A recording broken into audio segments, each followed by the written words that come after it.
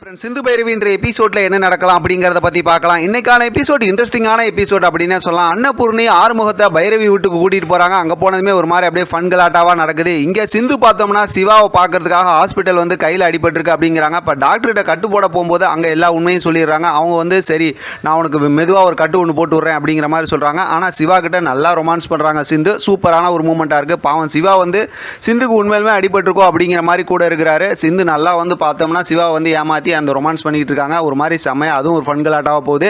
அடுத்து பார்த்தோம்னா ஆறுமுகத்தை வந்து அதாவது பைரவியோட அப்பா வந்து அந்த தென்னந்தோப்புக்குள்ளார கூட்டிகிட்டு போய் எங்கே போர் போடணும் என்ன இதுன்னு ஆறுமுகம் கேட்டுக்கிட்டு இருக்காரு. அப்போ தான் அவங்க அப்பா சொல்கிறாரு, உங்கள் அம்மா அதாவது அன்னபூர்ணி ஃபோன் பண்ணி சொன்னாங்க இந்த மாதிரி நீ பைரவியை பார்க்கும்போது நீங்கள் கஷ்டமாக இருக்கீங்க அப்படின்ட்டு, அதனால தான் போர் போடுற சாக்கில் இந்த மாதிரி வர சொன்னேன், அப்போ தான் நீங்கள் பார்க்க முடியும் அப்படிங்கிற மாதிரி சும்மா ஜாலியாக ஃபன் கலாட்டாக பேசுகிறாங்க. அப்போ தான் ஆறுமுகத்துக்கே தெரியுது இது எல்லாமே போய் சும்மா ஆறுமுகத்தை பார்க்கறதுக்காக அன்னபூர்ணி அதாவது அவங்க அம்மா பேசி இந்த மாதிரி கூப்பிட்டு வந்திருக்காங்க அப்படின்னு.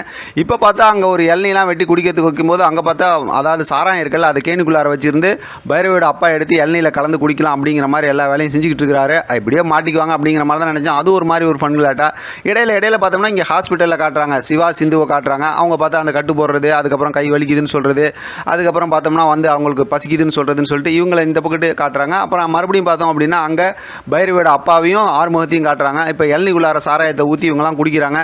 மறுபடியும் பார்த்தோம்னா இங்கே சிந்து வந்து பசிக்குதுன்னு சொன்னமே சாப்பாடு வாங்கிட்டு வராரு. இது நம்ம ஏற்கனவே ப்ரொமோவில் பார்த்தது தான். சாப்பாடெலாம் வாங்கிட்டு வந்து ஊட்டுறாரு. அப்போ தான் பார்த்தோம்னா சினேகா பார்த்துட்டு எவ்வளோ பொய் சொல்லி இந்த மாதிரி கல்யாணம் பண்ணால் அவள் உளுந்து கவனிக்கிறான் பாரு, இவனுக்கெல்லாம் அறிவு அப்படி இப்படின்னு சொல்லிட்டு சிவாவை பிடிச்சி சினேகா வந்து திட்டிட்டு அங்கேருந்து கிளம்புறாங்க. இப்போ சிந்துக்கு வந்து எல்லா சாப்பாடெலாம் ஊட்டி விட்டு எல்லா வேலையும் செஞ்சுட்டு இருக்காரு சிவா.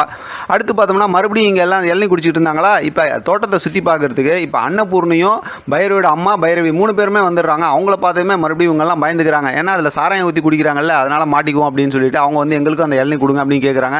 நீங்கள் இந்த இளநீ குடிக்காதீங்க, இது நேற்று வெட்டில் இளநீ, உங்களுக்கு புது இளநீ வெட்டி தரேன் அப்படி இப்படிங்கிற மாதிரி சொல்லிட்டு இவங்க சமாளிக்கிறாங்க. ஆனால் ரொம்பவுமே சமாளிக்கிறதுல வந்து ரொம்பவுமே பார்த்தா தடுமாறி போகிறாங்க, திக்குமுக்கு ஆடிடுறாங்க.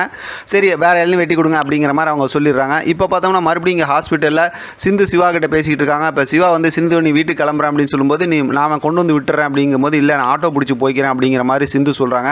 வேணாம் நீ தனியாக போவேணா வா, நானே ஆட்டோ பிடிச்சி உன்னை அமுச்சு வைக்கிறேன் அப்படிங்கிற மாதிரி சொல்கிறாங்க.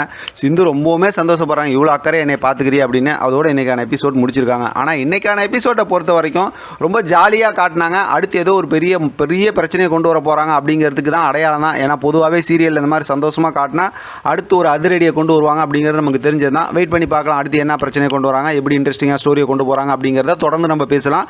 ஆதரவு கொடுங்க. இதை பற்றின உங்களோட கருத்து கமெண்ட் பாக்ஸில் தெரியப்படுத்துங்க. தொடர்ந்து ஆதரவு கொடுங்க. தேங்க்யூ ஃபார் வாட்சிங்.